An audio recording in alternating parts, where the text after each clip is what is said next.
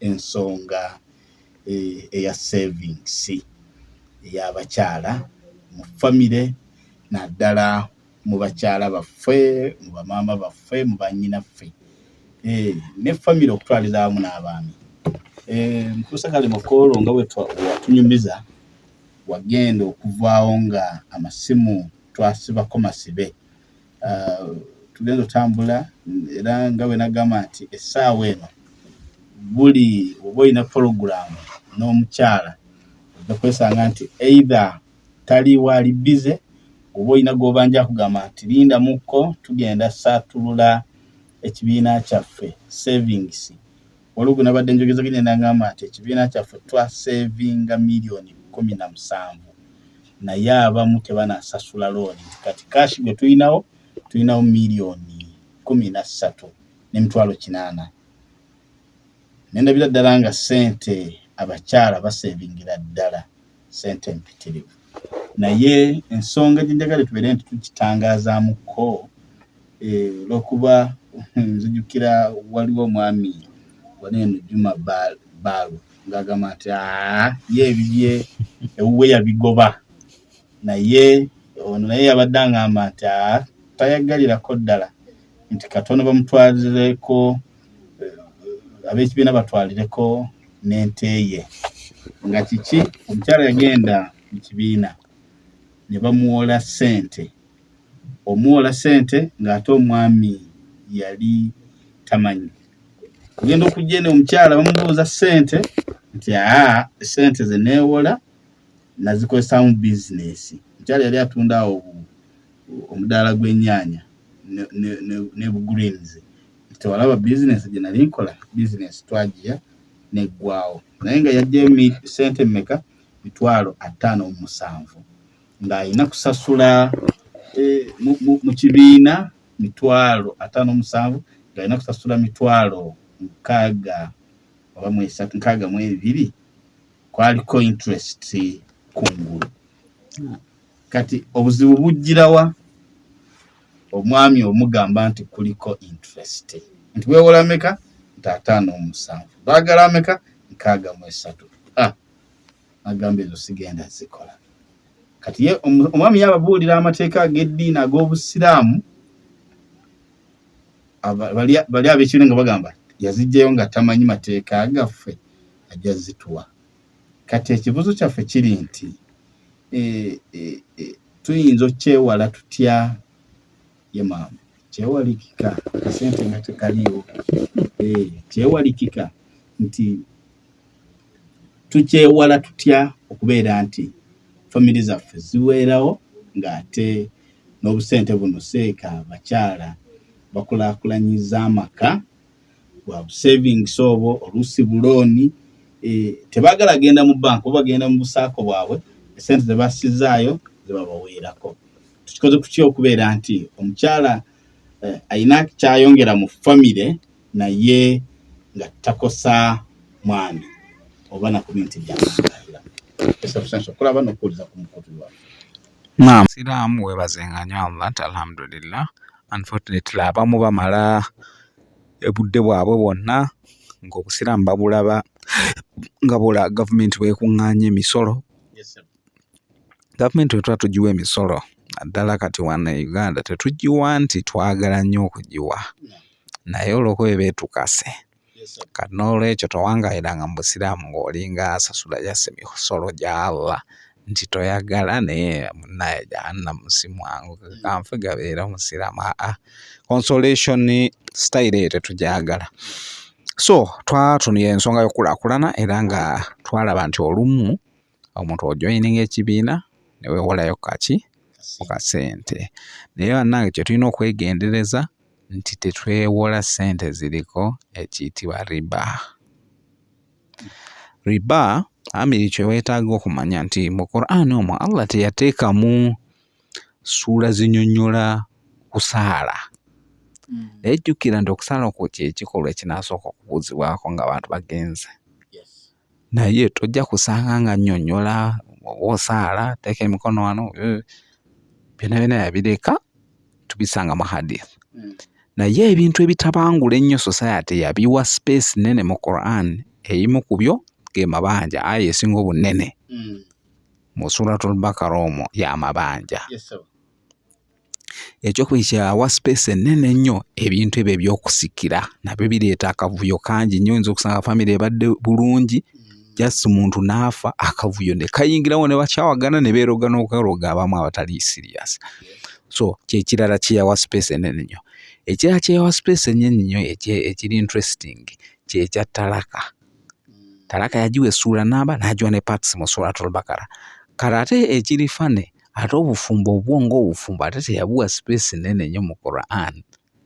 Just yatugamba fankihu ma taba lakum minan nisa.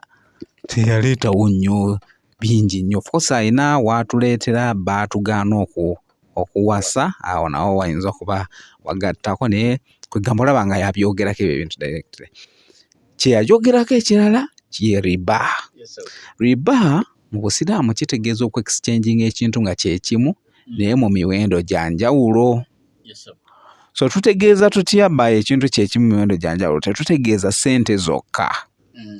Era tugamba nti singa Amiri muwadde emitwalo 5 ssente nanziriza 6, kitegeeza tu exchange ekintu kye kimu ekimu nga kisinzira ekirala omuwendo. Ekirala ekyayogerwako kyali ku ntende nti entende zirimu types. Kati omuntu singa ojja ne type eri inferior meaning nga si ya mutindo nnyo n'ojja n'exchanginga n'omuntu akuweemu ezisingako mu quality. Kati since zaawukana mu quality olaba bwe mukkiriziganya ebimu bibeere bingiko ku birala. Kati awo wennyini nakyo bakibalira mu riba kubanga tuyinza okulowooza nti riba just kintu kikwatagana na ssente zokka naye ne mu materials ekikyo tekirimu okwexchanginga ebintu bibiri nga byonna bya type y'emu naye ne mu byexchanginga mu quantities za njawulo oyo abeera ki riba. Allah subhanahu wa ta'ala yalabula abantu ku riba mu Suratul Bakara 278 atugamba nti ya ayuha alladhina amanu taqullaha wadharu ma baqiya mina riba in kuntum mu'minin. Olaba bwakyataakinga ku iman mukkiriza. Kyo kitegeeza nti etteeka eryo likola ku bantu ddala abavudde ne ku levo y'Obusiraamu nga kati oli ku levo ya kukkiriza Allah ye levo emu ku levo ezisembayo. Naye ekitiisa era abantu abagenda mu riba kye mwetaaga okwegendereza ye aya eddako 279 mu Bakara atugamba nti fa illam tafaalu, bwe mutakola kiri ekyokwewala riba bayo okuwaayo only part gye mwewola fa'dhanu biharbin minallahi wa rasulihi, mwetegekere olutalo okuva ewa Allah n'omubaka we. Kati ekigambo harbu ekyo mu lutalo jjukira entalo tulina ekigambo gazwa n'ebirala olwarabulo Allah yalubulesi nga lulina ebigambo bingi nnyo. Kati harbu bw'olaba engeri gye bakikozesaamu bakikozesa mu lutalo olukambwe ennyo. Kati tunulira ng'abo Abayisirayiri bye bali mu kukola mu Gaza nti omuntu ali mu lutalo naye obukyayi bwokka bw'akozesa mu kululwana ga nabo bwongerako ku buzibu obuliwo. Kati Allah batugamba nti fa'dhanu biharbin minallahi wa rasulihi, kitegeeza nti gwasazeewo okugenda mu riba weetegekera olutalo nga lulimu ddala obukambwe era Allah azikiriza abantu bangi nnyo ne maali yaabwe olwa riba. Okiraba? So n'olwekyo tugamba nti gwagenda n'enniya nti ogenda kugamba ogezaako okukuza ikonome ya waka naye n'otakomaawo gwe n'ogenda mu maaso ne weenyigira mu riba, ojja kuba olina okwetegekera olutalo. Lye zambi lyokka Allah lye yateekako olutalo. Olaba n'okutta abantu Allah teyayogera ku bya ntalo nti botta omuntu weetegekera olutalo. Okwenda teyakyogerako wadde bino ebyokunyigiriza abantu mu maka. Ezambi lyokka lye yavaayo n'alangira olutalo kw'oyo alikola y'ensonga eno eya riba. Era gwamiriwe oli muntu otambulako mu society olabe riba oyo engeri gy'ayavuwazaamu abantu. osanga omuntu abadde alina akataka ke meaning already awo obugagga bwe ayinamu n'akayumba ke era muntu takyali mu mbeera yakupangisa gayakulamuko. Omuntu oyo n'enniya Abannayuganda gye baagala ennyo okwekulaakulanya olumu ne bayita nawo asitusa agenze kwewola ssente mbw'atandikewo ka bizinesi naye ng'olaba oleda Allah amununudde amugye mu balwejjere abatalina bulungi amutaddeko mu bantu kegamba abayinawoko wanga omuntu bw'oba nga tokyapangisa toswagamba nti okyali mwavu. Omuntu oyo n'avaawo n'agenda agenze kati ayagala yeeyongereyo mu lugendo lw'okugaggawala naye ng'ate ekyatajjukira nti olwedde luno lwatambuddeko yalutambudde takoze mazambi nti watandika n'owasa omukyala nga muli mu karuumu kamu Allah n'abagaziya muweza ruumu 2 ne mukolaakolaawo bizinesi zammwe mpola mpola kakana musevinze mugenze mutaddewo amaka gali established kali mutuuka awo olwedde Allah batambuza olugendo luno lwonna nga mutandika ate genda mu riba mumugamba mwagala kola ki kugaggawala onowulira n'abamu abayitiriza agamba goza mu Uganda muno osobola okufuna ssente nga togenzeko mu riba era n'okola ebintu ebinene ng'okuzimba ennyumba nga tosoose kwewola naye kati otuuse wano batandika kusomera bintu byaki byakwewola ssente ziriko ki riba. Ekirungi wano era ng'ate kiddayo okuzibwaliza obulamu bw'abantu abali obsessed ne riba nti wano e Uganda kati tulina Islamic banking. President Museveni yasayininga amateeka gonna agakola ku kintu kya Islamic finance. So mu Islamic finance towola tutya riba tubugeramu just katini nnyo okulaga muntu nti teweesibanga ku kintu kikukozesa zambi ddene nnyo alternative weeziri. Mu sharia y'Obusiraamu singa Amiri alina akaduuka ke ayagala kwongera mu bintu nze bwe mba ndi wamuwola sijja ne muwa ssente ngenda ne mugulira ebintu biri byayagala okwongera mu kaduuka ke directly nze ngendewo supplier n'embijjayo ne muleetera Amiri abadde ayagala kwongeramu ku muceere kawunga biki nebiriibwa awaka bitambula nze ngenda ne mbimugulira bwe mbigulira ne mbijjayo eri mu katale nenzijano nembimuguza ku profiti nemuga olaba ensawo eno yadde ya mitwalo 7 kati gwogenda kumpa 9 so ojja kunyongera muki 2 era ojja kubozireeta by end y'omwezi guno se kyetukola era ekyo kye bayita murabaha nti profiti gye musharinga jjukira nti gwe Amiri mu kwewola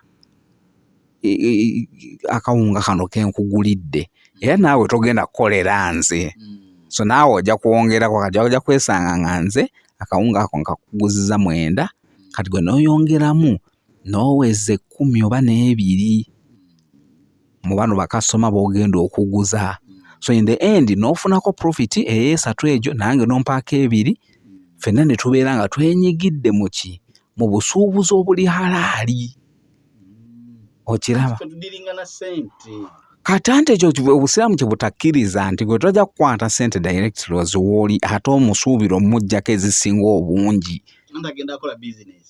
anti gwe weenyigire mu bizinesi ye bayo omugulira ebintu ebyo byagenda okukozesa kubanga Obusiraamu tebwagala kukongola nti lwakuba Allah yakwaziseyo miliyoni notandika okuwola abantu nga bw'obakanda ssente yina ogenda weenyigire mu busuubuzi owulire we buzitowa otegeere nti omusajja gwe nadde naye kati olw'okuba abantu babeera bo bakola gwakuwola bwozi nga tebeenyigira mu bizinesi asobola nga bateekako bi-rates ebyo ebya interest ebya waggulu nnyo kuba ye tamanyi na kigenda mu maaso mu katale ye tali interested so nga ate Obusiraamu tebutunulira ate kwavuwaza muntu gw'ogamba nti omuwola ali mu bwetaavu ekiba kisingako kye tuyita Karulu Hassan gwe kumuwa nga tagenda na kwongeramu n'akuddiza ssente zo gwe n'ofuna empeera ya saddaaka naye bw'oba yagadde naawe ssente zo zikule kubanga era omuntu naawe oyagala ssente zo zikole bakola models ez'obusiraamu nnyingi nnyo ndozooleetamu ku basajja abamanyi wano ne babinnyonnyola. Kye tugamba bannange mu kwekulaakulanya awaka tuleme kweyingiza mu kintu kiyitibwa riba. Allah yeeyama okugula olutalo ku muntu wa riba.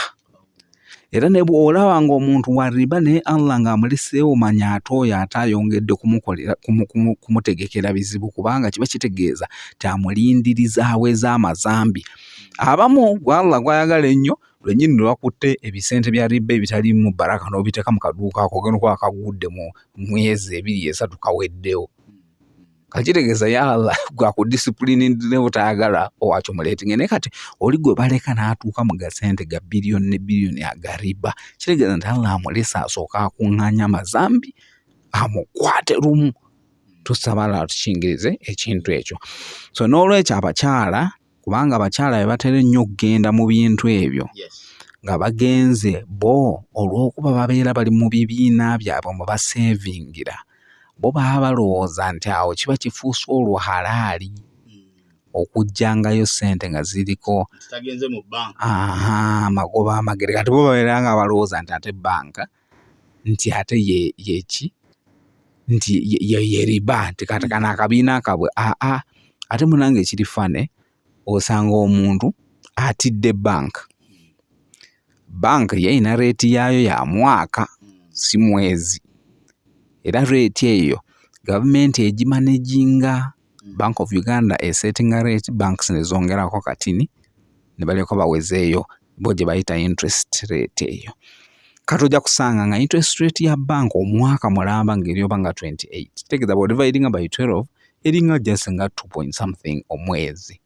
Omuntu n'alekawo riba oyo n'asituka n'agenda ewa manerenda nga yamutadde ku buli mwezi 15%. Kitegeeza times 12 zibeera mmeka ezo? Beyond even 150%. Okiraba? Kati omuntu ne yeeteeka mu katyabaga ndi kale woba osazeewo okugenda mu riba, kati nonoonyayo riba eri feya muko. Naye ate ogendedde ddala ku nkyamu yennyini teri na regulated. Ate ebiseera ebimu jjukira twagambye oli olwedda Allah yamuwadde riziki ayala akataka ke. Kati ate akataka kennyini kakwata n'asibayo lwa kamiliyoni kamu ng'ettakolera investment gy'akozeeko eri miliyoni zigenda mu 3 n'alisingayo. Ate olumu bakozesa n'ensobi ne bamuwandiisa nti atunze. Kati n'ayendinga apo nga yeesudde mu loosi naye nga yagamba akulaakulana. Basiraamu okukulaakulana tekukubanjibwako mu busiraamu. So tosobola kugamba nti olw'okubwegala kwejja mu bupangisa n'okugenda n'okola ekintu ekiri haramu Allah kye yagaana, nti gwe lwakuba owulira okuliridde tonnaba kuzimba kati olina ani yagambye tolina bbanja lyonna mu shariya ya busiraamu lye bayita kwezimbira. So tosobola gireeta n'olwekyo nga lizo nti nagenda okulaba peza emyaka 45 nkyapangisa kati nensalawo dharura ngende nfune. Ekyo kiba tekiriyo.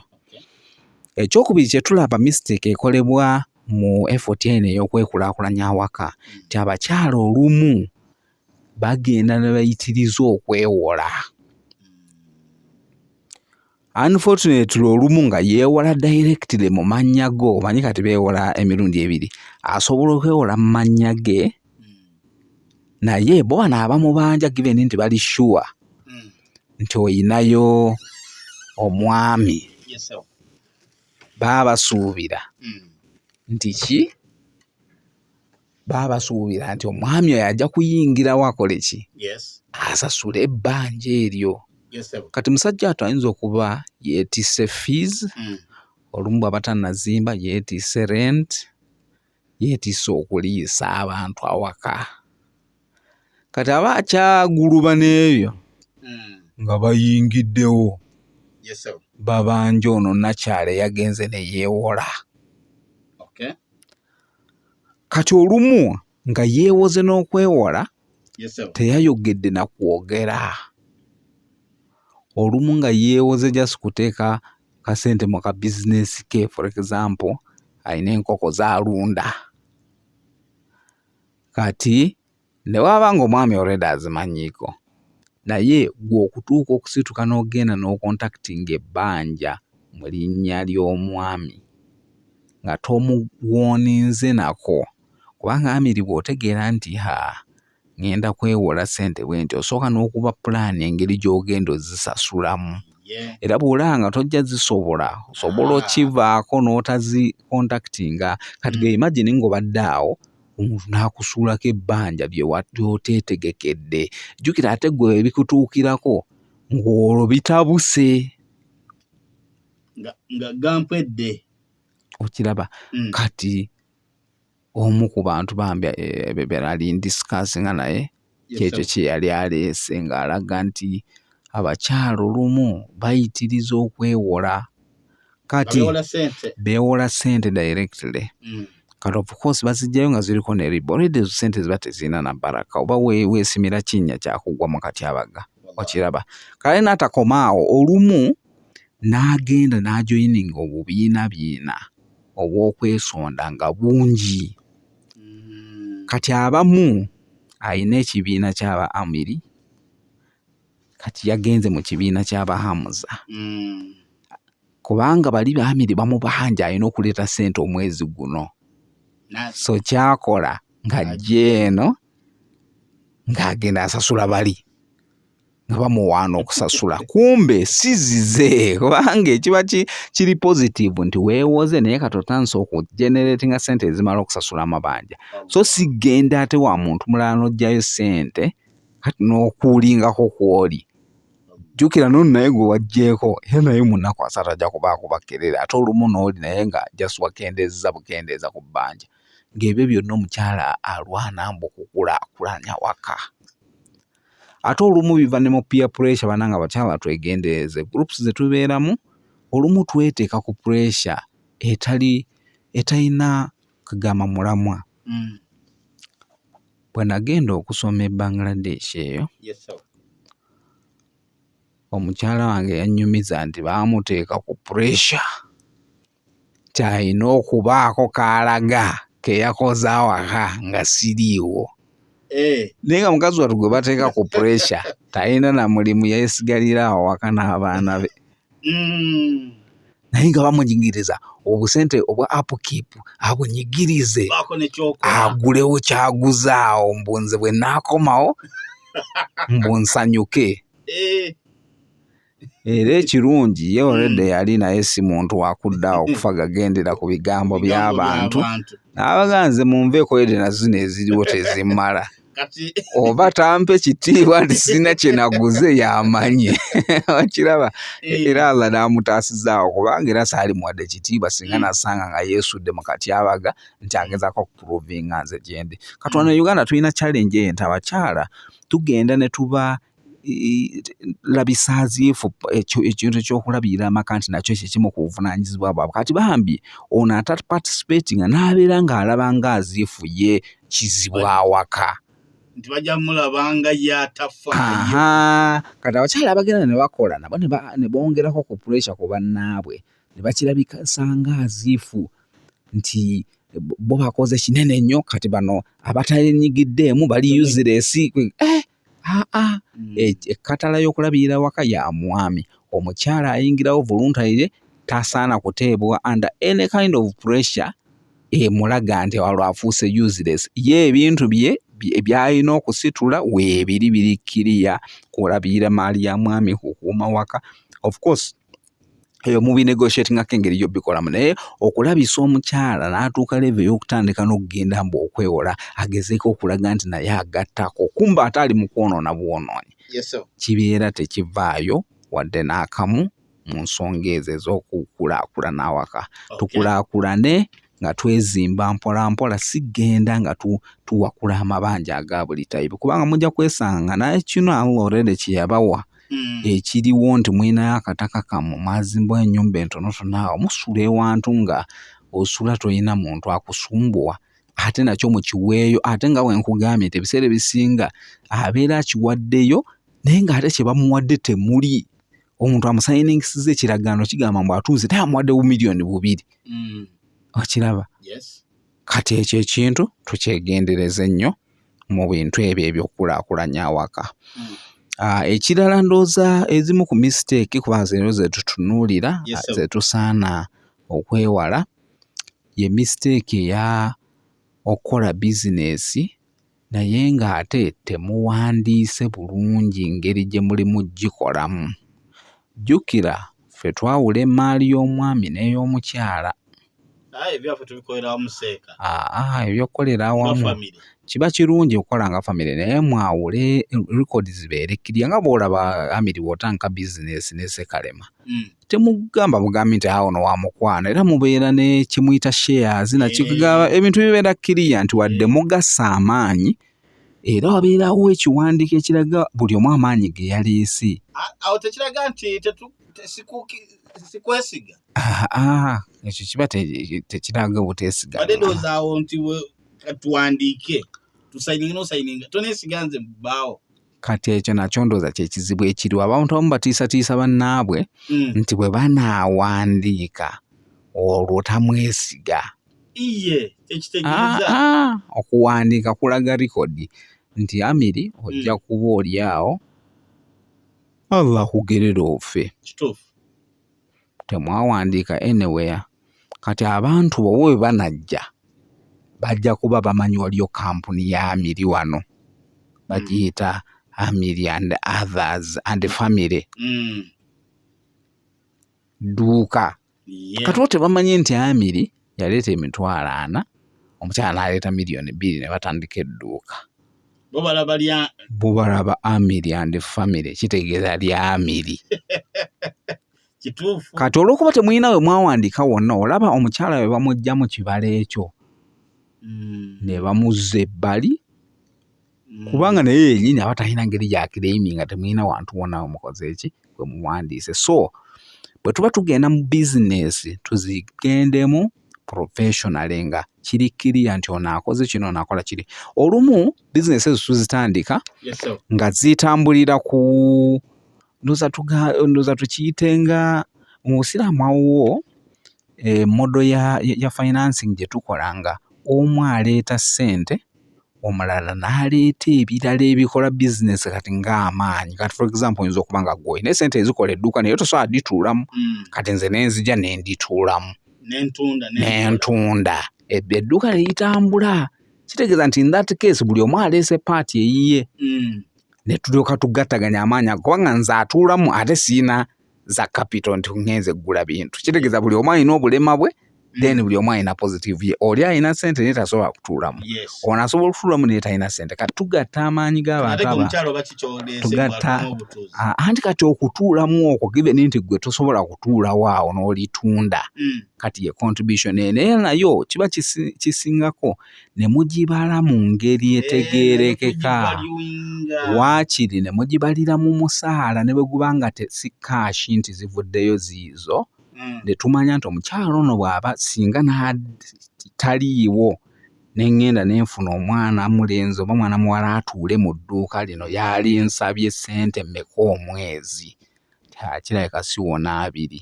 Kati 2 ago ne mugabala ku muntu ono atuulawo ne mumanya nti singa yadde wakufuna musaala yalifunye 2 n'olwekyo buli mwezi ffe tubale nti atadde mu bizinesi. Ati kajjukira n'abaana nabo bagulira emmere kati nabo tubaleete nti batuule mu dduuka edda.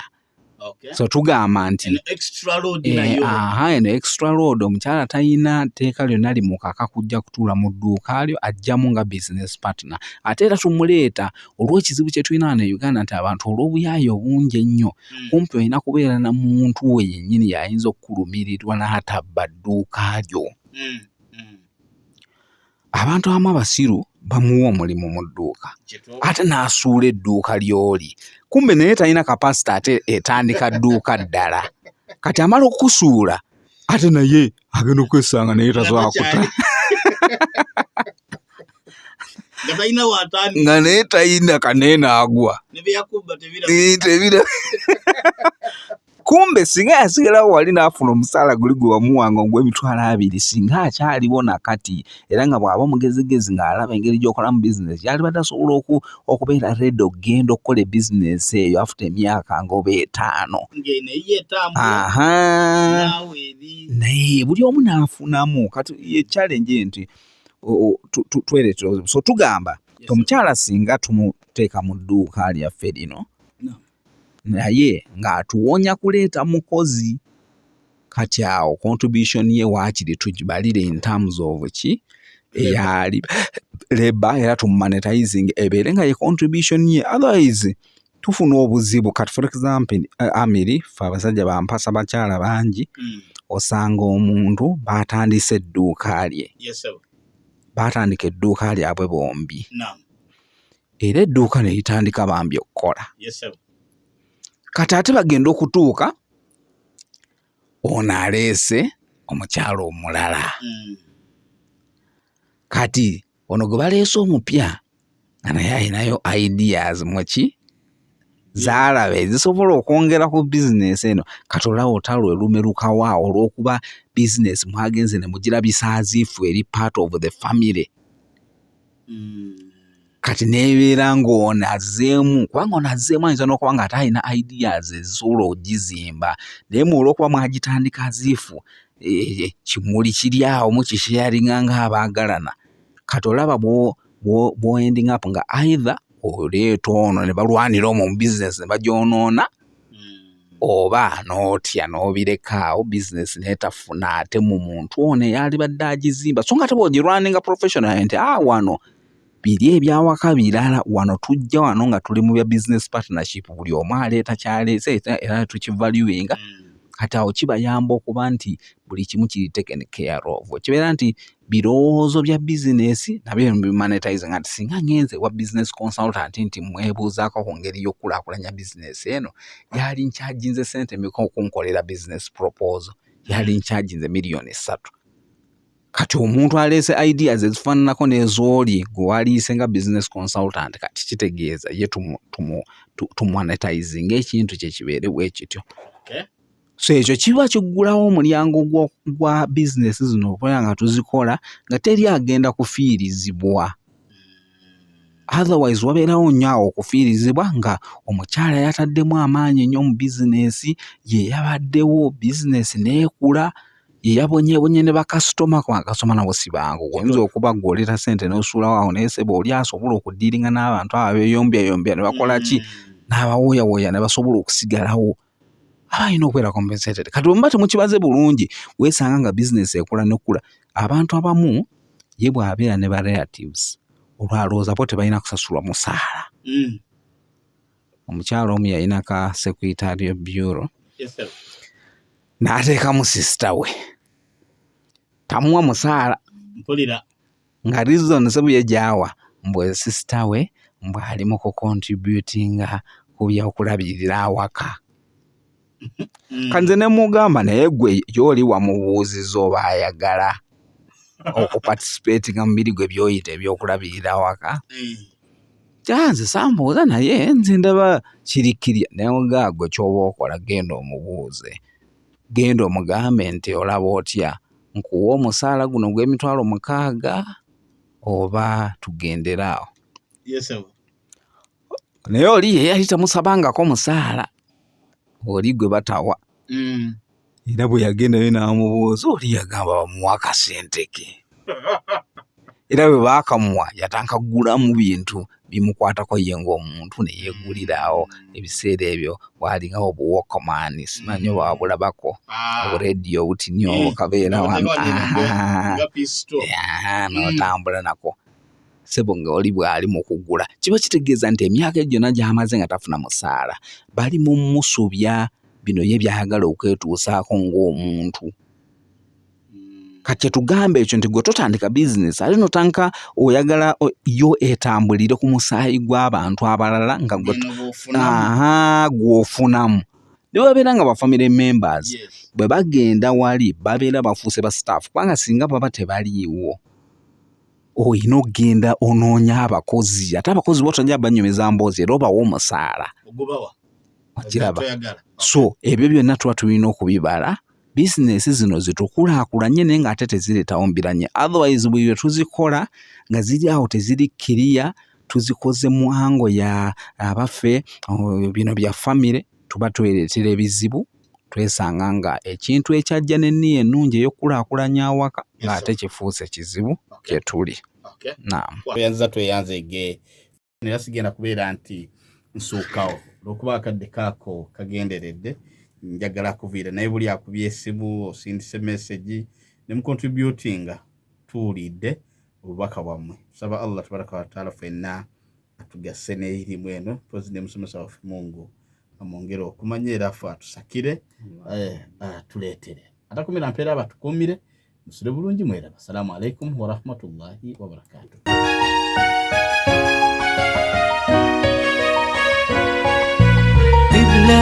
Islamic